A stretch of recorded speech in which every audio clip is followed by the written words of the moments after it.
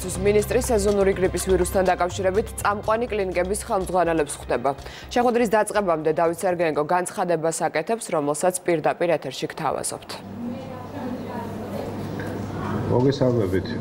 ბოლო კვირების განმავლობაში გრიპით გაზრდილი ავადობის შესახებ ჩვენ პერიოდულად საქმის კურსში ვაყენებთ საზოგადოებას. დღესაც რამოდენიმე სიახლის შესახებ გვინდა გამცნოთ. საკუთრივ გაზრდილი ავადობა რაოდენობრივად მცირდება, თუმცა დაავადება თვითონ საკუთრივ მძიმედ მიმდინარეობს. საბედნიეროდ ჩვენ არ მივდივართ ეპიდემიისკენ, პირიქით კლებისაკენ მივდივართ, თუმცა ძალიან საყურადღებო არის ის პაციენტები, ვისთანაც განვითარდა უკვე ვირუსის ეს სახეობა. მათ სჭირდებათ დროული და ეფექტური და ადეკვატური მკურნალობა. მიუხედავად იმისა, რომ ბოლო მთელი ამ პერიოდის განმავლობაში ჯანდაცვის სამინისტრო უფასოდ გასცემს სპეციალურ ანტივირუსულ პრეპარატს რისკ ჯგუფებზე, როგორც არის ორსულები, მელოგინეები, ასაკოვანები, ბავშვები და პლუს სოციალურად დაუცველები და პლუს ქრონიკული დაავადების მქონეები. მიუხედავად ამისა, ბოლო დღეებში ნათელი გახდა, რომ ამ მედიკამენტის შეძენა სხვა ჯგუფებისთვის გარკვეულ ფინანსურ თუ რაიმე სხვა სახის ბარიერს შეადგენს. საქართველოს პრემიერ-მინისტრი ბატონი ბამუკა ბახტაძე ინტენსიურად არის ჩართული სამუშაო პროცესში. ჩვენ გუშინ გვიაღამეთ გქონდა ბოლო განხილვა ამ დაავადების ამემდინარეობის და პრემიერ-მინისტრის გადაწყვეტილება იქნა მიღებული, რომლის შესრულებასაც ჩვენ ვიწყებთ, რომ საქართველოს ყველა მოქალაქეზე უკლებლივ იქნება ეს სოციალურად დაუცველი თუ არასოციალურად დაუცველი ანტივირუსული პრეპარატი გაიცეს სახელმწიფო სუბსიდირებით, ანუ მოქალაქეებისათვის უფასოდ და ეს ფინანსური ბარიერი, რომელიც ბევრისთვის საკმაოდ საგრძნობი არის, საერთოდ განულდეს.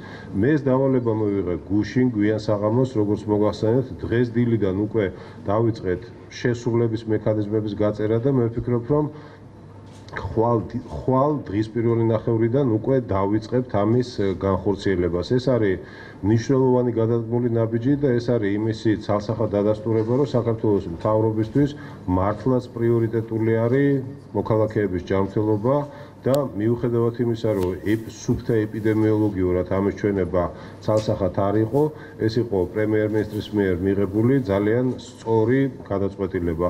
ჩვენ გვექნება საშუალება, რომ შემდგომში სამუშაო რეჟიმში დღესვე ამ შეხვედრის ფორმატშივე გავიაროთ უფრო მეტი დეტალი, თუმცა ეს არის პირველი მონახაზი, ასე ვთქვათ, რასაც მოგახსენებთ.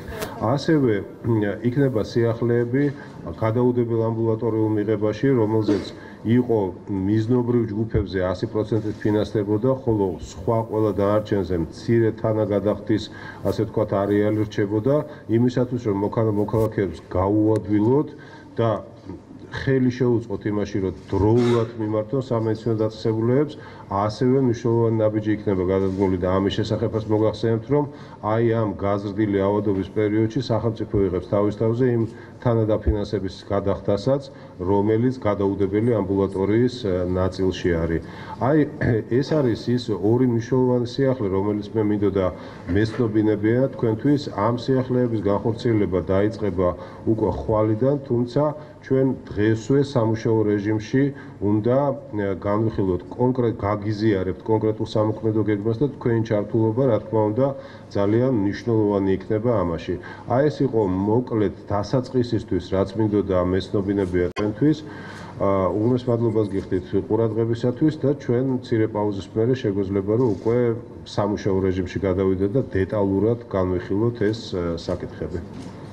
მცირე მედია პაუზას განვაცადებ ესეთი მნიშვნელოვანი საკითხის დაფიქსირების შემდეგ და უკვე ექიმებთან გავაგრძელებთ საუბარს, თუ შეიძლება რასაც დავით კომენტარი.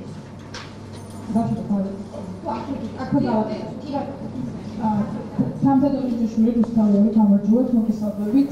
ცოტა ხნის წინ გადასტურდა კიდევ ერთი ფატალური შემთხვევა. ჯერჯერობით არ გვაქვს ლაბორატორიულად დაფიქსირებული, არის თუ არა H1N1 ეს ქუთაისის შემთხვევაზე არის საუბარი 28 წლის მამაკაცთან გასაგებია შემთხვევაში და ასევე ვრცელდება ინფორმაცია, რომ ბათუმშიც იყო მსგავსი ფაქტი, წუხელის ღამე ან დღესდილა ჩვენ გამოვხსნით ამ ინფორმაციას, შუახის მამაკაცი არის საუბარი. ორივე ბატონისგან და ბოლო სტატისტიკა რომ მოვისმინო, გუშინ ბატონად თქვენ 24 ადამიანი რჩებოდა რეანიმაციაში H1N1 დიაგნოზით და აი ბოლო ამბების სტატისტიკა შევა ბატონო დავით და ბატონო მე ასევე თქვენ რომ მოვისმინოთ. მადლობა. მოგესალმებით, ამ კითხვასთან დაკავშირებით ჩვენს ინფორმაცია გვაქვს.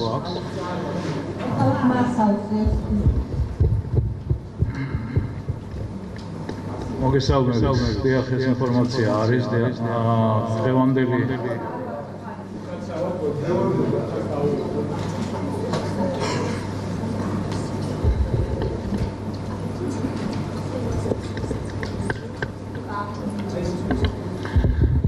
მოგესალმებით, გიდასტურებთ ამ ინფორმაციას, რასაც ბრძანებთ 27 წლის მამაკაცთან დაკავშირებით ქუთაისის რეფერალურ საავადმყოფოში, სადაც დადასტურებულია ლაბორატორიულად და სამწუხაროდ ეხლა დილას დადასტურდა ასევე მეორე შემთხვევაც, რასაც ბრძანებთ. ანუ დღევანდელი რიცხვით ჩვენ ამ სეზონზე ლაბორატორიულად დადასტურებული ხალხს უსვავ გვაქვს სამწუხაროდ 15 გარდაცვალების შემთხვევა.